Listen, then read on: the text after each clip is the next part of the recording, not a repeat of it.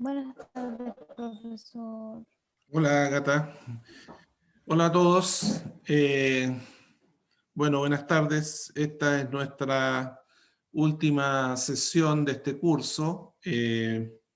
Voy a hacer un pequeño resumen del curso, muy cortito, para que ustedes recuerden lo que vieron. Ya tengo corregida todas sus pruebas, están bastante bien. A los personas que le di una segunda oportunidad, en un 60% lo aprovecharon, el resto no, seguramente porque no tuvieron tiempo, porque no vieron lo que yo les envié. ¿Mm? Bien, pero ¿ven la presentación o no? No, profe. No, todavía no. No, me equivoqué. No había puesto compartir. Ya. Ahora sí. ¿Sí? Sí, profe. Ahora Ahora. sí. Bien. Nosotros vamos a ver algunas consideraciones finales sobre el curso. En primer lugar, que la conservación de forraje no es un método nuevo en la agricultura. Y existen evidencias de que se conservaba forraje desde los años 1500 a.C., donde los egipcios existen, digamos, evidencias gráficas de que conservaban forraje en algo semejante a lo que puede ser hoy día un ensilaje.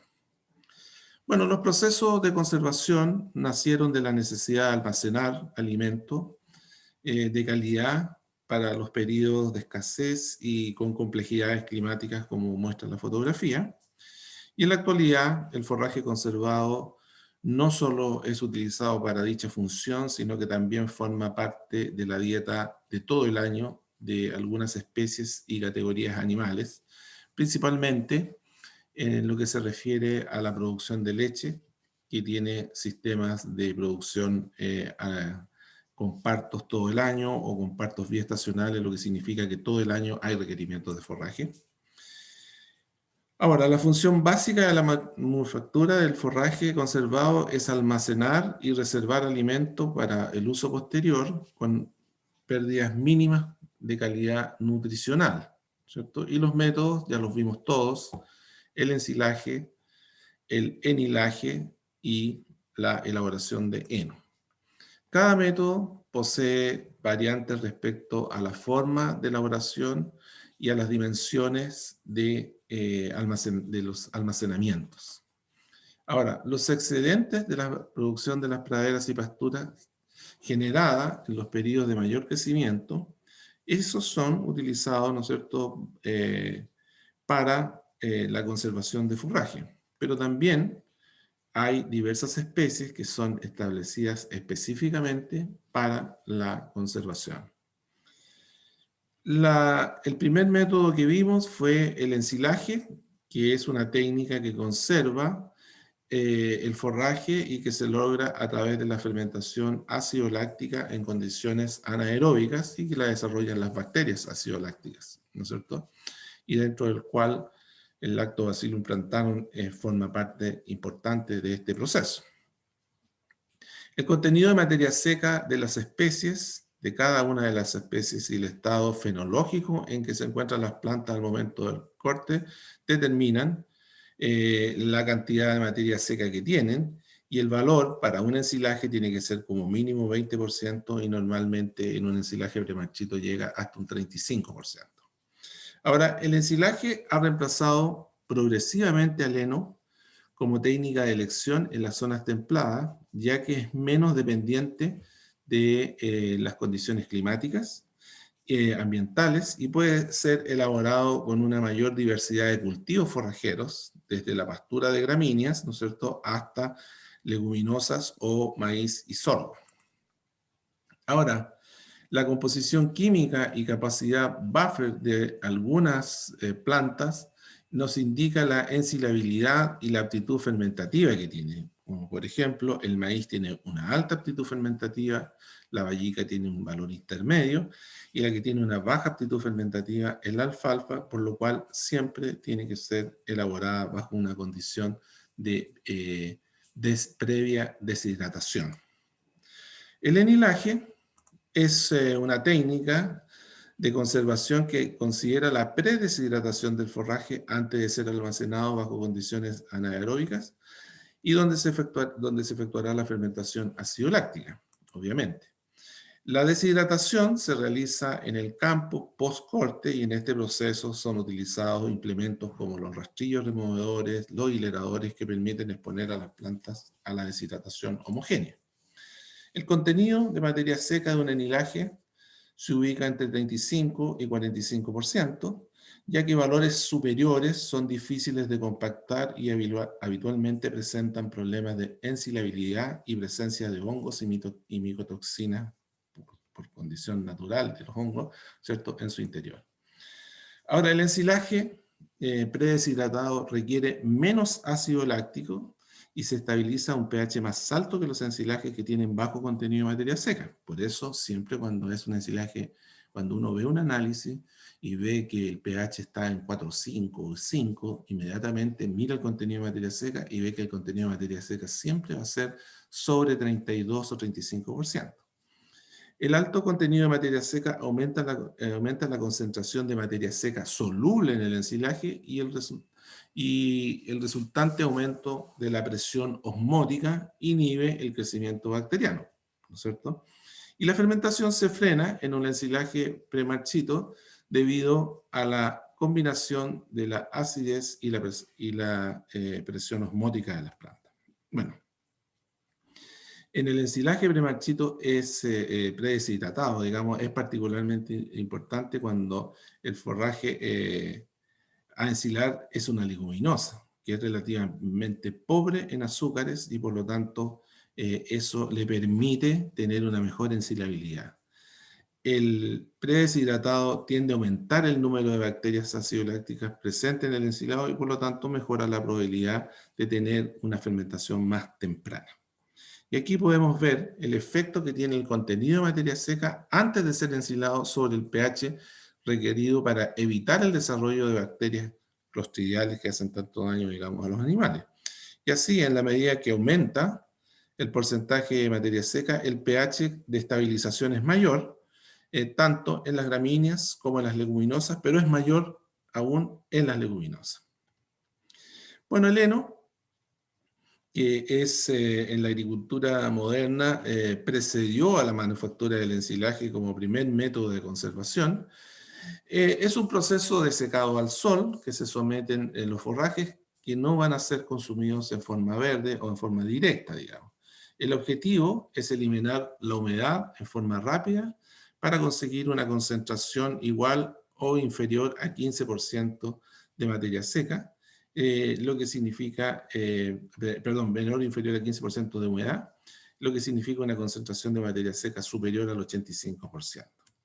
Ahora, la operación principal es la reducción del contenido de humedad, que uno lo corta con 70 a 90% de humedad y debe llegar a un 15% de humedad. Entonces, el proceso es muy dependiente de las condiciones climáticas y por eso en la zona templada es un proceso que está un poco limitado, bastante limitado, digamos.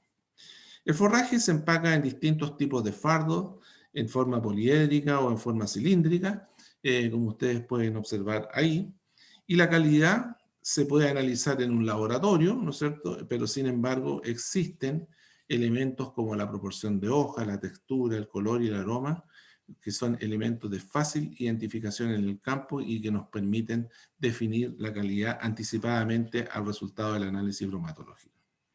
Y ustedes pueden observar que existen distintas calidades y distintas condiciones de la pradera. Por ejemplo, una pradera que ha sido cortada con pasto oloroso, aquí hay un fardo que tiene las dos partes, ¿no es cierto? Y otra con pasto miel, indica que el de pasto oloroso está muy seco está amarillo, ¿no es cierto? Y en cambio el pasto miel está verde, es decir, hay una calidad que uno ve, observa, que son distintos. Ahora, Los requerimientos de forraje conservado, vamos a hacer un ejemplo, que esto es parte de la prueba que ustedes tenían que desarrollaron, un ejemplo con los ensilajes. Lo primero que uno tiene que considerar cuando llega a una condición de evaluación de cuánto ensilaje es el que necesita, cuánto es la superficie que debo ensilar y cuánto es el costo final, uno tiene que saber claramente cuántos animales vamos a alimentar y durante qué periodo. En este caso vamos a hablar de 800 vacas que las vamos a alimentar durante todo el año. Todo el año no son las mismas vacas porque van a ir cambiando, ¿no es cierto? Pero las vamos a alimentar durante todo el año con 8 kilos de ensilaje de maíz, 8 kilos de materia seca de ensilaje de maíz y 4 kilos de materia seca de vallicas de rotación. Es decir, puede ser anual, bianual o híbrida. Entonces, necesitamos 12 kilos de ensilaje, 8 a partir del ensilaje de maíz y 4 a partir de las vallicas de rotación. Bien, eso significa que el requerimiento anual van a ser 2.300 toneladas de maíz, de ensilaje de maíz, y 1.168 toneladas de ensilaje de vallicas de rotación. Pues bien, hablemos de cuánto es lo que vamos a cosechar, que este es el error que se cometió en la prueba y que di la oportunidad de cambiarlo. ¿Cuánto es lo que vamos a cosechar? Y he puesto el maíz y la vallica de rotación por dos razones. La primera razón porque son dos plantas que se complementan muy bien desde el punto de vista de la dieta. Y la segunda es porque el maíz se cosecha el 100% y la vallica de rotación se cosecha solo lo de primavera. Solo lo que hay en primavera-verano. Porque cosechar en invierno es muy difícil por la cantidad de humedad y es difícil de deshidratar. Es decir, no es bueno hacerlo. Se podría hacer eventualmente, pero no es algo normal. Sería extraordinario. Bien, en el caso del maíz, estamos hablando de distintas toneladas consumidas, ¿no es cierto? Aquí ya está eliminado el 20%, desde 14 a 24 toneladas, lo que significa que vamos a tener requerimientos de 167 hectáreas a 97 hectáreas. Es decir, es muy incidente, es muy incidente el tema del rendimiento, porque la cantidad de hectáreas es muy incidente. Hay que considerar que una hectárea de ensilaje de maíz tiene un valor que va desde de 1.100.000 a 1.450.000 el total, cosechado, ensilado, compactado, tapado, con todo eso. Entonces, hay una diferencia muy grande entre los 167 hectáreas a sembrar 97. ¿Sí? Y en la vallica de rotación depende del periodo de rezago que uno tenga, de la calidad nutricional que tenga, en términos, o sea, perdón, del aporte nutricional que ustedes hayan hecho al suelo para que exprese su condición, y normalmente uno cosecha entre 1,5 a 4 toneladas en uno o dos cortes, ¿no es cierto? Y por lo tanto, para cumplir con ese requerimiento, con 1,5 necesita 700 hectáreas y con 4 necesita solamente 300 hectáreas. Es decir, hay una diferencia enorme de movimiento de maquinaria, etc. Y eso es muy incidente y muy relevante en la conservación de forraje. Bueno, ¿cuánto es ahora el almacenaje en metros cúbicos y número de bolos? Si yo tengo que almacenar 2.300 toneladas de materia seca, necesito, considerando 240 kilos por el metro cúbico, necesito 9.733 metros cúbicos, lo que significa que en un silo normal de 2 metros de alto, 8 de ancho y 50 de largo, pueden ser distintas las dimensiones, pueden ser 6 metros por 60, 70, ahí depende, digamos, del predio, va a necesitar 12 silos de 480 metros cúbicos. Eso es lo que uno tiene que estar preparado con su plataforma, con todo. Y en el caso de la vallica de rotación lo voy a hacer con bolos. En el maíz también podría hacerlo con bolos, pero hay una sola máquina en el sur, entonces es muy complejo y es muy caro. Y en el caso del número de bolos serían, considerando 220 kilos de materia seca por bolo, serían 5.300 bolos, que daría casi un poco más de media hectárea 3/4 de hectárea de superficie de almacenamiento, considerando dos bolos en altura. ¿Y qué pasaría ahora con los costos del kilo de materia seca ensilada? Y que esto es realmente relevante, porque es muy grande la diferencia, muy grande la diferencia. Ustedes ven que si logramos 14 toneladas de cosecha en el maíz ensilado, serían 113 pesos el kilo, en cambio si son 24 serían 66. Consideremos 20 o 18, serían 88 pesos, es decir, hay una diferencia importante en relación al rendimiento. Lo mismo pasa con la vallica, porque si yo cosecho solo 1,5, me va a salir 137 pesos el kilo. En cambio, si cosecho 4 toneladas, me va a salir 100 pesos el kilo, es decir, 36 pesos menos. Es mucho dinero, es mucho dinero. Entonces, lo que les quiero presentar aquí, lo que les quiero mostrar con esto no es los valores, porque los valores con el tiempo van a cambiar, ¿no es cierto? Los valores, pero estos valores muestran que es muy dependiente del rendimiento y de la forma en que uno logra rezagar la pradera el hecho de el costo del kilo de materia seca. Por lo tanto, con eso, ¿no es cierto?, la conservación que responde a una necesidad de los sistemas de producción animal que poseen un proceso de manufactura complejo y donde los detalles definen la calidad y el costo final, es importante conocerlo. Y por eso es importante este curso de aprender algunas cosas. No pretende uno aprender tanto, sino que aprender algunas cosas, el sentido que tiene la conservación de forraje y los detalles que tiene la conservación de forraje que hacen que sea exitosa. Si ustedes analizan bien sus clases, van a encontrar todos los detalles necesarios para poder construir un buen ensilaje, para poder construir un buen heno y para poder definir las especies, los productos que tienen que utilizar, no las marcas, sino que los productos, digamos, que se tienen que utilizar para generar una buena conservación. Y eso es la presentación de hoy. Espero que a ustedes les haya servido, digamos, este curso y que sea útil en su vida profesional. Si tienen alguna consulta, porque ya nos estamos despidiendo del curso, esta es nuestra última presentación. ¿No hay consultas? Bueno, les voy a desear que tengan unas buenas vacaciones, ¿no es cierto? Mañana se inician las vacaciones de verano.